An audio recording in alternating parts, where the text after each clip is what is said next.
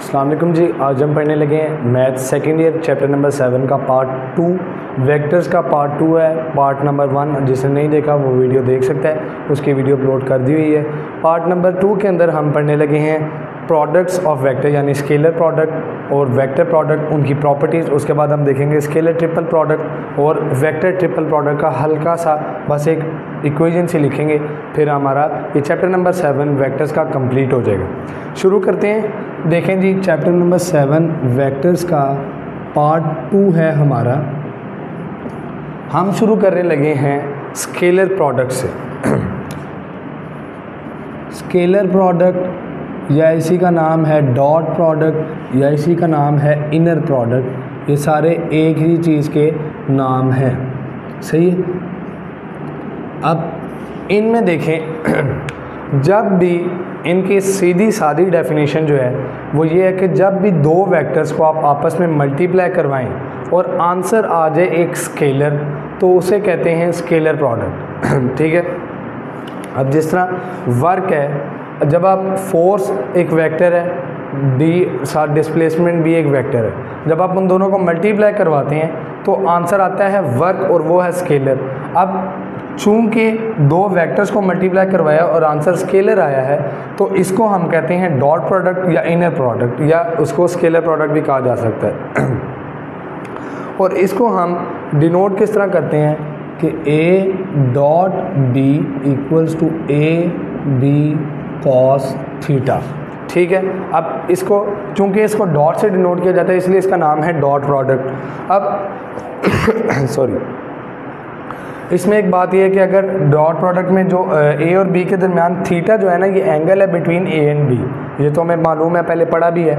जब हम थीटा अगर A और B का जो इन दोनों के दरमियान है वो एक्यूट होगा यानी लेस देन 90 हो, थीटा लेस देन 90 है, तो इस बात का मतलब है A डॉट B पॉजिटिव है। थीटा ग्रेटर देन 90 डिग्री है, तो इसका मतलब है A डॉट B नेगेटिव है, यानी थीटा अगर एक्यूट की जगह ऑब्ट्यूज़ है तो फिर नेगेटिव आ जाएगा, क्योंकि कॉज में जो वैल्यू डालते हैं, एक्यूट एंगल डालते हैं तो पॉजिटिव आता है, ऑब्ट्यूज़ एंगल डालते हैं तो उसमें नेगेटिव आता है। अच्छा, स्केल इसको डॉट प्रोडक्ट को हम किस तरह निकाल सकते हैं? देखें कि अगर आपके पास वेक्टर है ना, A वेक्टर है x1i प्लस प्लस नहीं हाँ प्लस y1j प्लस z1k। अब ये आपके पास क्या है? ये आपके पास वेक्टर A है, इसकी के साथ आपके पास वेक्टर B आता है, वो है x2i plus y2j plus z2k। तो A डॉट B आप किस तरह निकाल सकते हैं? आपने I वाले जितने वेक्टर्स हैं ना, I और I वाले, इनके जो है ना ये कंपोनेंट्स, इनको आपस में मल्टीप्लाई करवाना है x1 इंटू x2, फिर ऐड करवाना है किसके साथ? y वाले जो कंपोनेंट्स हैं y1 इंटू y2, और फिर आपने उसको z वाले जो कंपोनेंट्स हैं उनके साथ मल्टीप्लाई करवाना है z1 इंटू z2। अब ये तीन हमारे पास, ये इस तरह हमारे पास प्रोडक्ट आया है डॉट प्रोडक्ट। अब इसकी कोई डायरेक्शन नहीं होती क्योंकि स्केलर आ जाता है। जब स्केलर आएगा तो स्केलर का हमें पता है scalar does not have a direction, तो ये हमारे पास डॉट प्रोडक्ट है। अब डॉट प्रोडक्ट के कुछ स्पेशल केसेस हैं। स्पेशल केसेस कौन से हैं वो यहाँ पर मैं लिख देता हूँ। देखें कि एक है I डॉट I किसके इक्वल है? I डॉट I या J डॉट J या K डॉट K, ये सारे के सारे इक्वल हैं और ये हैं 1 के इक्वल। किस वजह से? इसकी भी मैग्नीट्यूड, असल में इसका मतलब है I डॉट I का मतलब है कि 1 इंटू 1 कॉस 0, क्योंकि I और I एक ही वेक्टर हैं तो इनके आपस में तो कोई वो है नहीं एंगल, तो 0 कॉस 0 1, अब ये आंसर 1 आ जाएगा। तो इसलिए J dot J K dot K ये सारे क्या होते हैं? 1 के इक्वल। इसी की बजाय I डॉट J या J डॉट K या K डॉट I कोई भी लो वो सारे ज़ीरो दे देंगे। क्यों?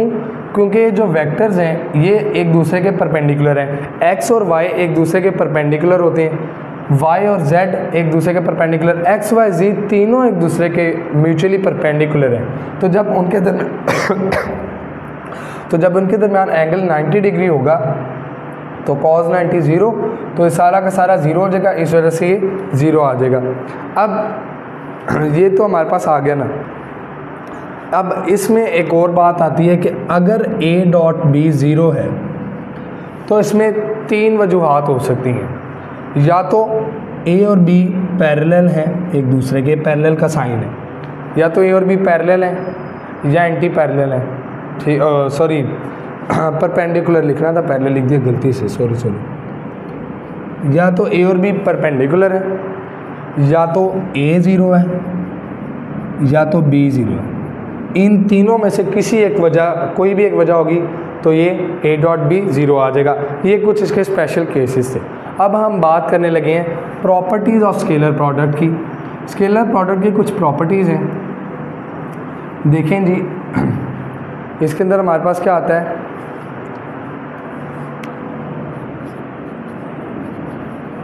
Properties of dot product. अब देखो डॉट प्रोडक्ट में पहली प्रॉपर्टी आती है कि ऑर्थोगोनल या परपेंडिकुलर वेक्टर। ऑर्थोगोनल का मतलब परपेंडिकुलर ही होता है, सही है। पहली है ऑर्थोगोनल या परपेंडिकुलर वेक्टर्स।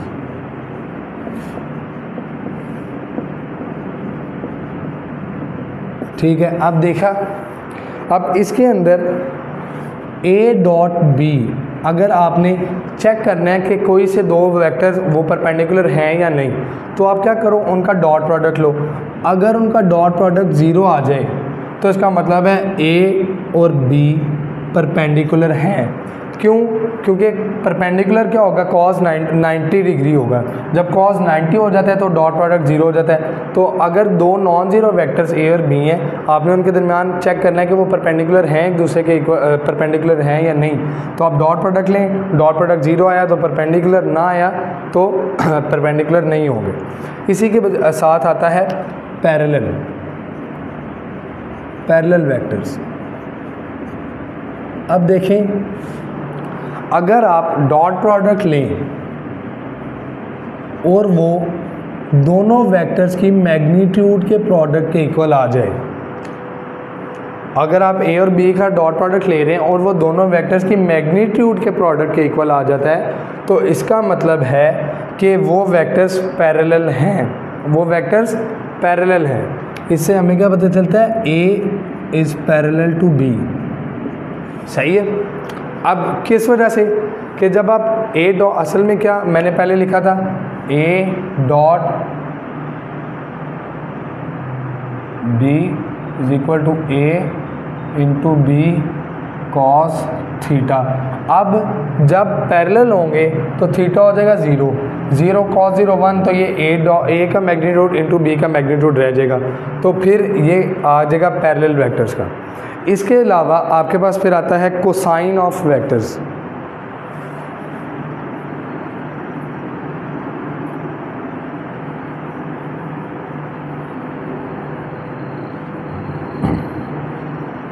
देखें, cosine of angle,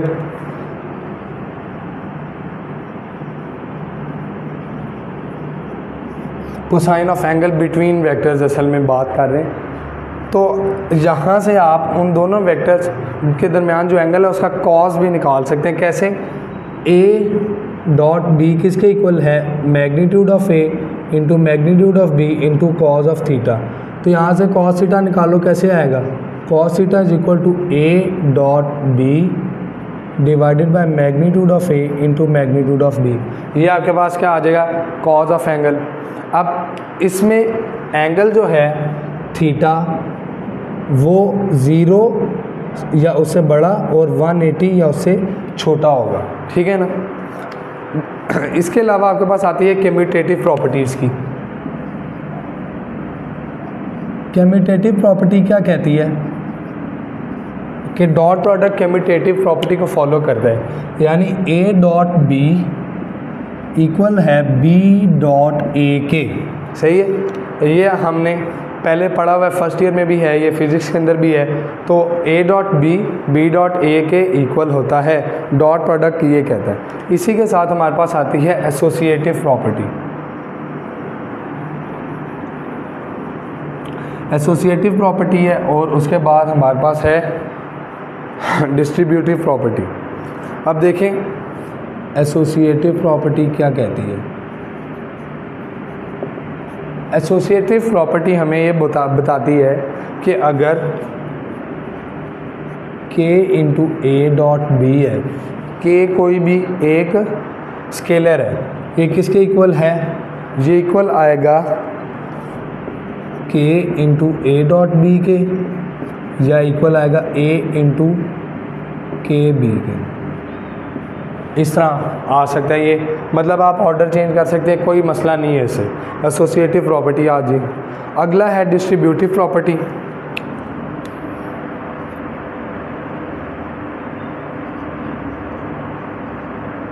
distributive property के अंदर क्या कहता है वो, डिस्ट्रीब्यूटिव प्रॉपर्टी जो है हमारे पास, तो हमारे पास यही है distributive property of multiplication over addition, कि a dot B plus C अगर, तो हम इसे लिख सकते हैं a dot B plus a dot सी।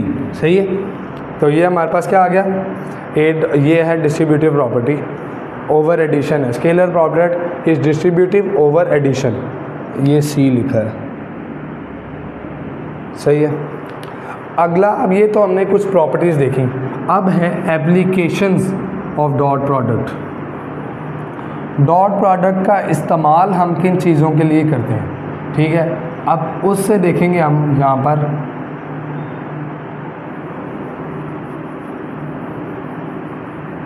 देखें एप्लीकेशंस आ गई यहाँ पर। पहले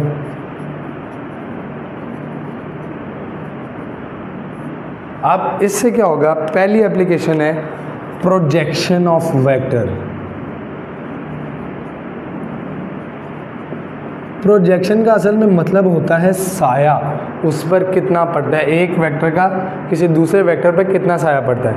तो बस इसकी एक ही टेक्निक है, कुछ भी नहीं। बच्चों ने आप पहले भी पढ़ रखा है, लेकिन बच्चे मिक्स कर जाते हैं कि अगर projection of A on B पूछा है तो तब क्या करना है, और बी ऑन ए पूछा है तो तब क्या करना है। तो इसकी एक टेक्निक बस बताऊंगा कि अगर projection of A on B है या अलॉन्ग बी है, ऑन या अलॉन्ग कुछ भी, अब देखो किसका प्रोजेक्शन ए का, तो इसका मतलब है हमने निकालना है ए कॉस थीटा, हमने ये निकालना है। प्रोजेक्शन ऑफ ए का मतलब है हमने निकालना है ए कॉस थीटा। ए कॉस थीटा कहाँ से निकल सकता है, हमने पढ़ा था ए डॉट बी का, ए डॉट बी किसके इक्वल होता है, यहाँ पर बी भी साथ अगर मैं लिख दूँ तो वो उसके इक्वल आता है, तो वो बी यहाँ पर डिवाइड करा दो तो ये कॉस थीटा के इक्वल बनेगा। और ये क्या है, projection of A on B. जिसकी भी प्रोजेक्शन पूछी है उसका साथ कॉस मल्टीप्लाई करवा दो तो वो प्रोजेक्शन ऑफ उसका होगा। अब इसी तरह मैं आज लिख दूँ प्रोजेक्शन ऑफ बी ऑन ए या बी अलॉन्ग ए, तो ये क्या बनेगा, ये आएगा बी कॉस थीटा। तो बी कॉस थीटा किसके इक्वल है, ए डॉट बी ओवर ए का मैग्नीट्यूड है असल में।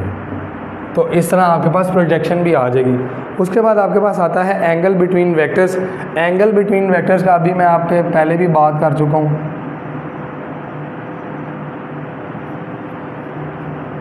कि आप डॉट प्रोडक्ट के ज़रिए दो वेक्टर्स के दरमियान एंगल निकाल सकते हैं।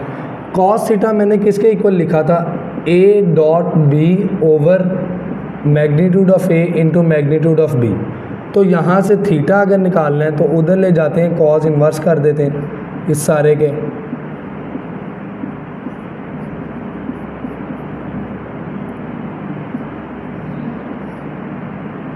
ये देखें तो किया है, बस कॉस का उधर ले जाके इन्वर्स किया, तो इससे आपके पास ए और बी के दरमियान का एंगल भी निकल सकता है। फिर उसके बाद आपके पास आता है work done by a force. Question आता होता है work done by a force.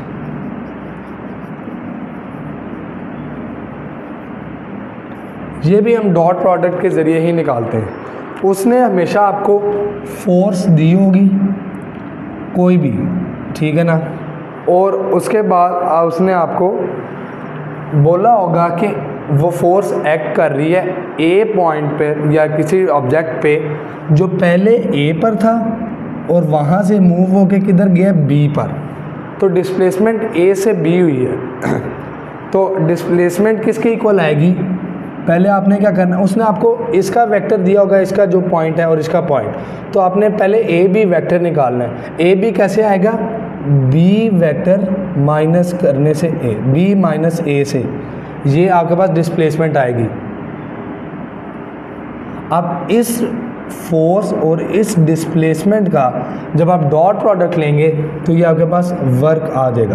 पहले आपने क्या करना है, इस B को जिस पॉइंट से जिस पॉइंट पर जा रहा है, ये पॉइंट यहाँ से यहाँ पर ऑब्जेक्ट गया है, तो पहले इससे इसको माइनस करेंगे तो डिस्प्लेसमेंट आएगी। डिस्प्लेसमेंट आएगी तो उसका फोर्स के साथ डॉट प्रोडक्ट लेंगे तो हमारे पास वर्क डन आ जाएगा, ठीक है।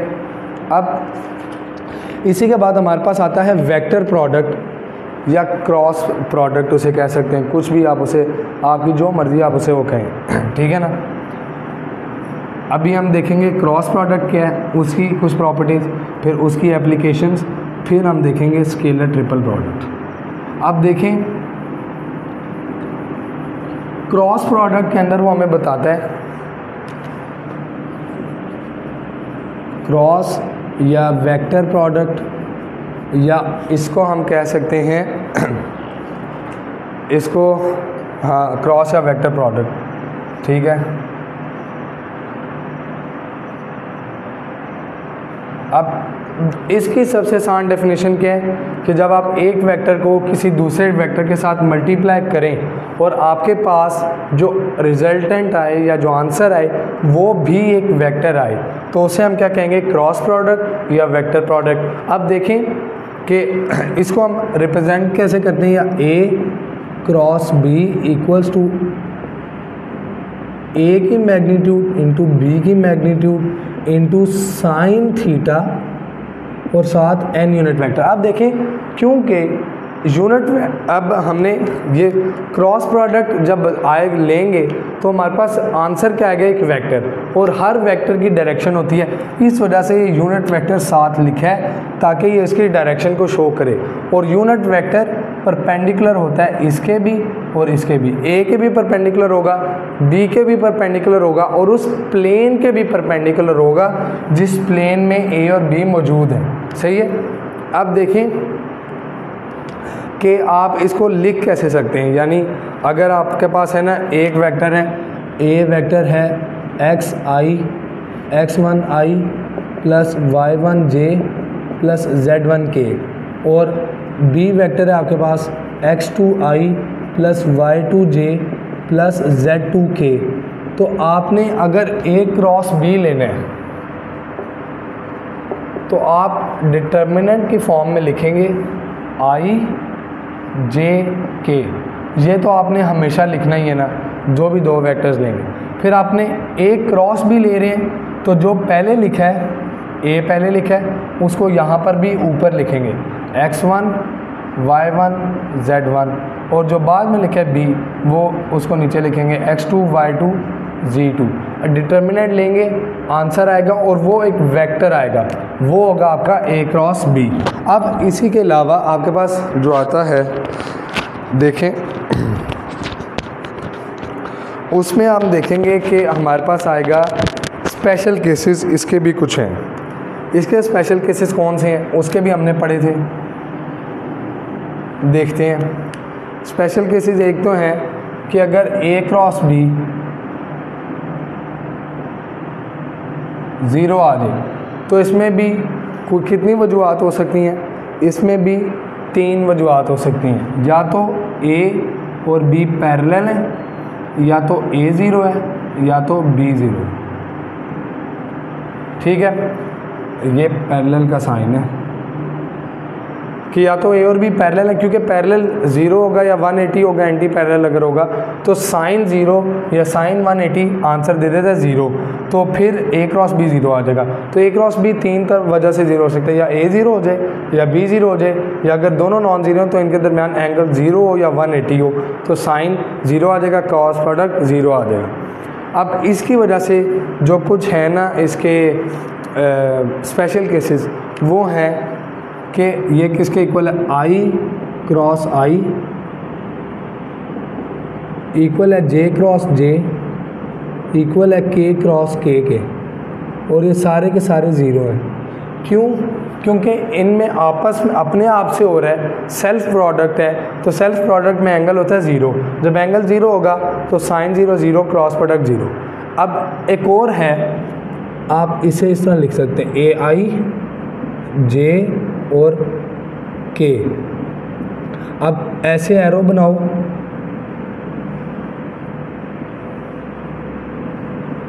अब आई क्रॉस जे लेना है, आई क्रॉस जे, तो वो आंसर देगा के। अगर आई क्रॉस जे करेंगे तो आंसर आएगा के, जे क्रॉस के करेंगे तो आंसर आएगा आई, और के क्रॉस आई करेंगे तो आंसर आएगा जे। लेकिन अगर आप इसको रिवर्स कर दो, जे क्रॉस आई कर दो, तो ये नेगेटिव के आएगा।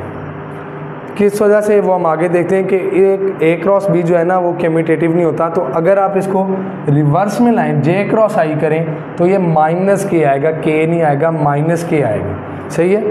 अब इसमें फिर आती हैं properties of a vector, cross product की।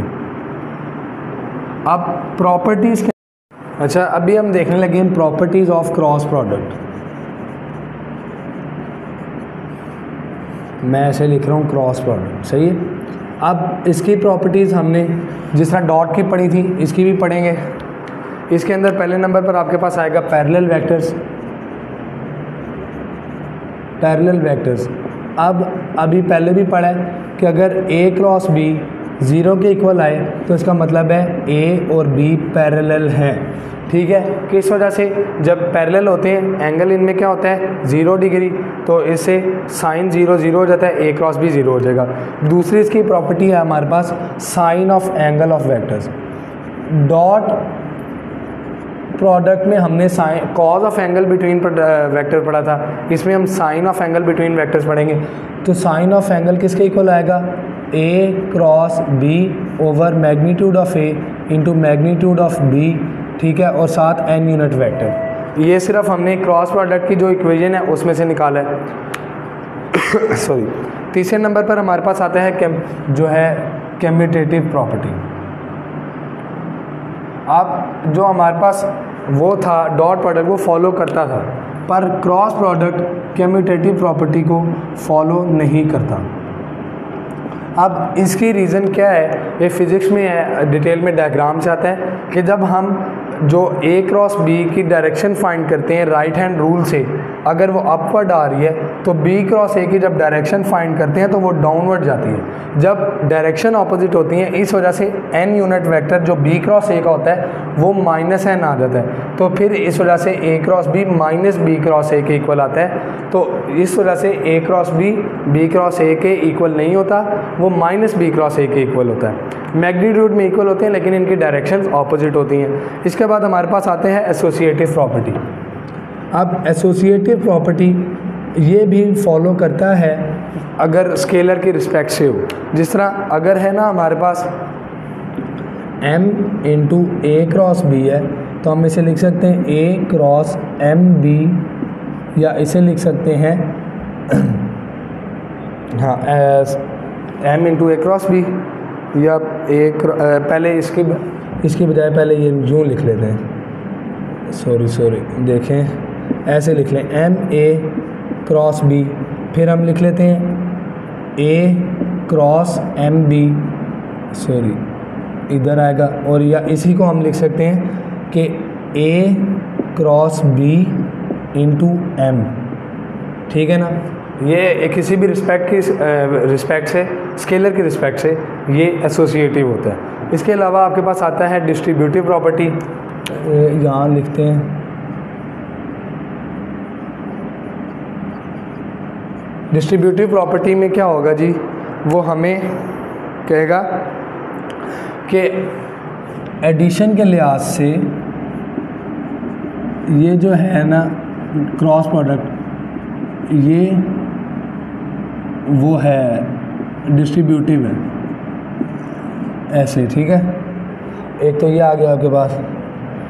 फिर उसके इसी को आप इस तरह भी चेंज कर सकते हैं कि बी क्रॉस सी, ये है multiplication, cross product over addition, और ये है एडिशन ओवर क्रॉस प्रोडक्ट। तो इससे क्या आएगा, इससे आएगा B cross A plus C cross A, ठीक है। इस तरह आपके पास ये आ जाएंगे इसकी डिस्ट्रीब्यूटिव प्रॉपर्टीज़ होगी। इसके बाद आएंगी एप्लीकेशंस।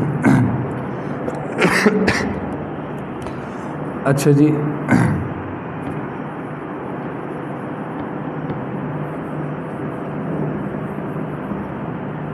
एप्लीकेशंस की बात करते हैं। Applications of cross product. अब एप्लीकेशंस में देखो तो पहले नंबर पर ज्योमेट्रिकल मीनिंग में क्या आता है कि अगर आप ए क्रॉस बी लेते हैं तो ये आएगा एरिया ऑफ पैरेललोग्राम के इक्वल।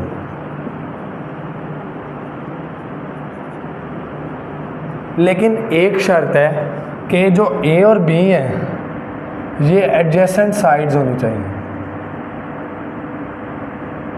एडजेसेंट साइड्स का क्या मतलब है कि अगर एक ये है आपके पास ए और बी साथ साथ हो, या ए बी यूँ हो, या यूँ या यूँ या यूँ, इस तरह। ऐसे नहीं है कि एक ए ये है एक बी ये है, आप यूँ इनका क्रॉस प्रोडक्ट लो तो एरिया ऑफ पैरेललोग्राम निकाल दो, नहीं, एडजेसेंट साइड्स होनी चाहिए। दूसरा है अगर आप हाफ इंटू ए क्रॉस बी करो तो ये भी एरिया ऑफ पैरेललोग्राम के इक्वल ही आएगा। लेकिन इसमें ए और बी डिफरेंट है। इसमें ए और बी क्या है, डायगनल्स हैं। ये क्या है, डायगनल्स ऑफ पैरेललोग्राम, ठीक है। तीसरा है कि अगर आपके पास किसी भी ट्रायंगल की दो साइड्स हैं ए और बी, तो आप ये अगर लें हाफ इंटू ए क्रॉस बी का मैग्नीट्यूड, तो ये आएगा एरिया ऑफ ट्रायंगल, ठीक है ना, एरिया ऑफ ट्रायंगल, खैर ठीक है, ये आपके पास आ जाएगा। लेकिन ये है, इसमें और इसमें कोई फ़र्क नहीं है, ये डायगनल्स, लेकिन है कि जब डायगनल्स हों पैरेललोग्राम के तो तब ये फार्मूला लगता है। अब इसी के साथ एक और आता है कि आप करते हैं movement of force. Dot product से हमने फोर्स निकालना सीखी थी, ठीक है, लेकिन क्रॉस प्रोडक्ट से हम मूवमेंट यानी टॉर्क निकाल सकते हैं।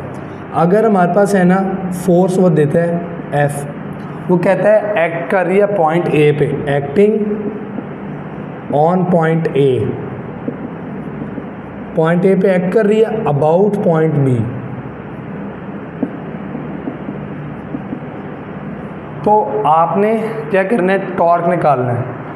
टॉर्क किसके इक्वल आएगा, वो आएगा बी ए क्रॉस एफ। अब बी ए किस तरह निकलता है, बी ए होता है ए माइनस बी से। अब ये बात बहुत ज़्यादा ज़रूरी है, क्या चीज़, कि जब आप बी ए ले रहे हैं तो आपने अबाउट को माइनस करना है। बात याद रखना है, अबाउट को माइनस करो, अबाउट को माइनस करो। अबाउट क्या है, बी, बी को माइनस करो ए से, बी को ए से माइनस करो।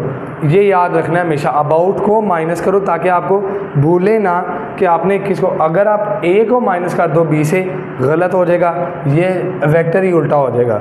दूसरा कि आपने टॉर्क में पहले ये डालना है, ये होता है असल में मूवमेंट आर्म है ना, पहले ये मूवमेंट आर्म डालना है, बाद में फोर्स डालनी है। अगर फोर्स पहले डाल दिया, मूवमेंट आर्म बाद में डाल दी, आंसर नेगेटिव में आ जाएगा।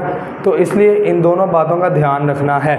उसके अलावा हमारे पास आता है scalar triple product. Scalar triple product में हम जी क्या कहते हैं, हमारे पास आएगा अगर कोई से भी तीन वेक्टर्स हैं ए बी और सी, स्केलर ट्रिपल प्रोडक्ट जो है, तो इसमें देखो अगर वेक्टर्स हैं ए बी और सी, तो आप जब उनका स्केलर ट्रिपल प्रोडक्ट होता है ए डॉट बी, इसको मैं ऐसे सामने लिख रहा हूँ, ए डॉट बी क्रॉस सी, ये है स्केलर ट्रिपल प्रोडक्ट।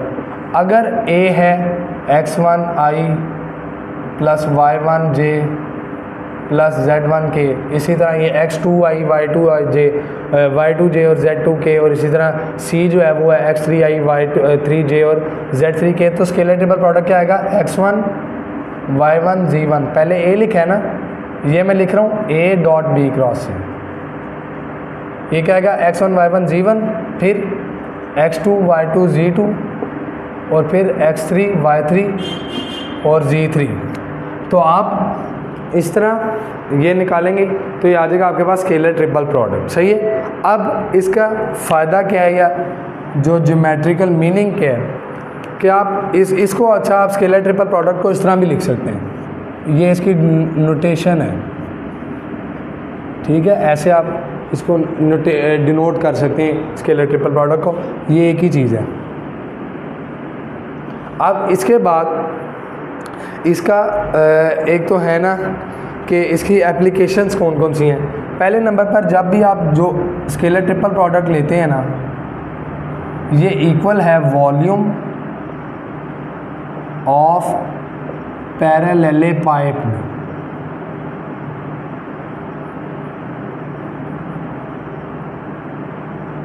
ठीक है। स्केलर ट्रिपल प्रोडक्ट जो है वो पैरेललेपाइप का वॉल्यूम है कब, अगर ए बी और सी एडजेसेंट साइड्स हों पैरेललेपाइप की। जिस तरह हमने एरिया ऑफ इसमें वो पीछे हमने पढ़ा था क्रॉस प्रोडक्ट में पैरेललोग्राम के लिए ए क्रॉस बी का मैग्नीट्यूड कब, अगर एडजेसेंट साइड्स हों। यहाँ पर भी अगर एडजेसेंट साइड्स हों पैरेललेपाइप की मेंशन किया हो तो फिर आप उसका स्केलर ट्रिपल प्रोडक्ट लें तो वो वॉल्यूम ऑफ पैरेललेपाइप आएगा। अगर आप वो एडजेसेंट साइड्स नहीं है तो फिर स्केलर ट्रिपल प्रोडक्ट लेंगे तो वॉल्यूम ऑफ पैरेललेपाइप नहीं आएगा। इसी के साथ अगर आप इसका 1/6 लें स्केलर ट्रिपल प्रोडक्ट का तो ये क्या आएगा, ये हमारे पास आएगा वॉल्यूम ऑफ टेट्राहेड्रॉन।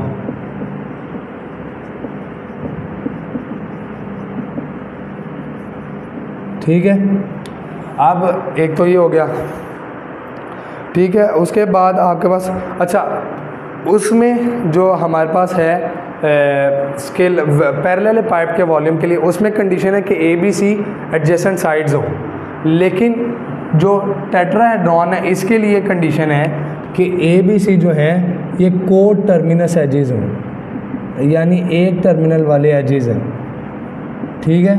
उसके बाद आपके पास आता है एक और कोप्लेनर, इन्हीं की तीसरी एप्लीकेशन है कि अगर स्केलर ट्रिपल प्रोडक्ट वो ज़ीरो के इक्वल आ जाए तो इसका मतलब है वो है कोप्लेनर वेक्टर्स। अब ये तो हमने पढ़ ली ना इसकी एप्लीकेशंस, अब हम पढ़ने लगे इसकी प्रॉपर्टीज़। प्रॉपर्टीज़ के अंदर हमारे पास क्या चीज़ आएगी,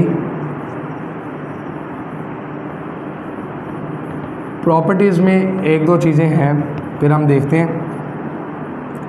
पहली तो प्रॉपर्टी है हमारे पास इसकी, देखो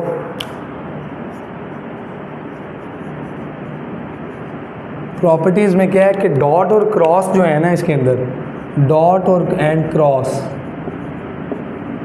आर इंटरचेंजेबल, यानी आप उनको जगह आपस में रिप्लेस कर सकते हैं। जिस तरह ए डॉट बी क्रॉस सी है ना, तो आप पता ही क्या कर सकते हैं, सी को इधर पीछे ले आओ, आ जाएगा C dot A cross B, C को पीछे ले आओ और इसका ऑर्डर ऐसे ही चलेगा आगे।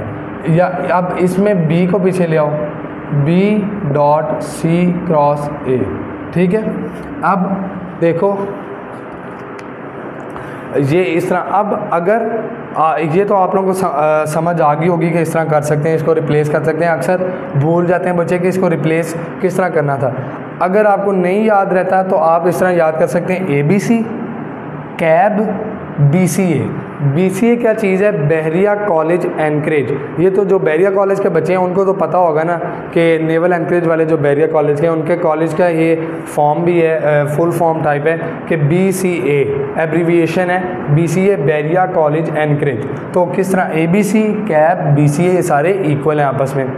उसके बाद आपके पास एक और है कि अगर कोई से दो वेक्टर्स सेम हो, दो वेक्टर्स अगर टू वेक्टर्स आर सिमिलर, तो फिर आपके पास क्या होगा, आपका जो है ना ये स्केलर ट्रिपल प्रोडक्ट, ये आ जाएगा ज़ीरो। अब ये क्यों आएगा, मैंने आपको बताया था स्केलर ट्रिपल वो उसमें मैट्रिसेस में जो चैप्टर पढ़ाया था फर्स्ट ईयर का मैट्रिसेस का चैप्टर, उसमें डिटर्मिनेंट की प्रॉपर्टीज़ मैंने पढ़ाई थी। उसमें बताया था आपको कि जब भी दो रोज़ या दो कॉलम्स सेम हो जाते हैं डिटर्मिनेंट लेते वक्त, तो उनका डिटर्मिनेंट ज़ीरो आ जाता है। तो जब हम स्केलर ट्रिपल प्रोडक्ट के लिए वेक्टर्स सेम आ जाएंगे, जिस तरह अगर ए बी सी की जगह ए बी ए आ जाए या ए बी बी आ जाए, इस तरह कोई भी आ जाए सेम, तो उसमें आप क्या करेंगे, ये आपके पास ज़ीरो आ जाएगा क्योंकि वेक्टर सेम है, दो रोज़ सेम हो जाएंगी। ये तो आपके पास आपको आगे ना, उसके अलावा आपके पास आता है तीसरे नंबर पर है वेक्टर ट्रिपल प्रोडक्ट। अब ये इसकी प्रॉपर्टी नहीं है, अलहदा से। असल में वेक्टर ट्रिपल प्रोडक्ट हमने उस तरह नहीं पढ़ा, फेडरल में तो खैर नहीं था, पंजाब में मेरे ख्याल से पता नहीं है कि नहीं, सही मुझे इसका याद पता नहीं है। तो लेकिन हम कम से कम इसकी इक्वेशन ज़रूर पढ़ लें, पेपर में आ जाए तो कम से कम इक्वेशन पता तो हो। लेकिन मेरे इल्म में ऐसा नहीं है कि अभी तक कहीं पे भी वेक्टर ट्रिपल प्रोडक्ट आया हो। तो वेक्टर ट्रिपल प्रोडक्ट की वैसे हम इक्वेशन पढ़ लेते हैं। वेक्टर ट्रिपल प्रोडक्ट आप देखें, अगर इसके अंदर आपके पास वेक्टर है तीन, ए बी और सी, तो वेक्टर ट्रिपल प्रोडक्ट हमें क्या कहते हैं, ए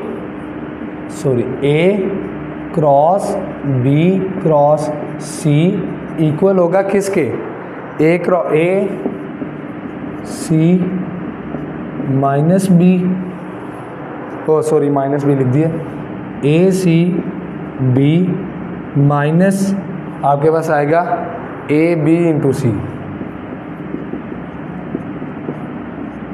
क्या करना है आपने, अगर ए क्रॉस बी क्रॉस सी है तो ए डॉट सी लें और फिर उसको बी के साथ मल्टीप्लाई कराएं। अब ये तो डॉट नहीं होगा क्योंकि यहाँ पर जब स्केलर आ जाएगा स्केलर का मल्टीप्लिकेशन हो जाएगी फिर, और यहाँ पर ए डॉट बी लें तो ये आपके पास क्या आएगा, ये फिर स्केलर आ जाएगा, इसको सी से मल्टीप्लाई करवाएं। तो ये जो इक्वेशन है ये है वेक्टर ट्रिपल प्रोडक्ट की। उम्मीद है आप लोगों को जो पढ़ाया है समझ आ गई होगी। अगर आपने इसका पार्ट 1 देखना है, उसकी वीडियो अपलोड कर दी हुई है, आप वो देख सकते हैं। कोई भी आपको इसमें मसला है, मुश्किल है, कोई बात समझ नहीं आई, आप पूछ सकते हैं, कोशिश करेंगे आपको फौरी जवाब दें। बहुत शुक्रिया, अल्लाह हाफ़िज़।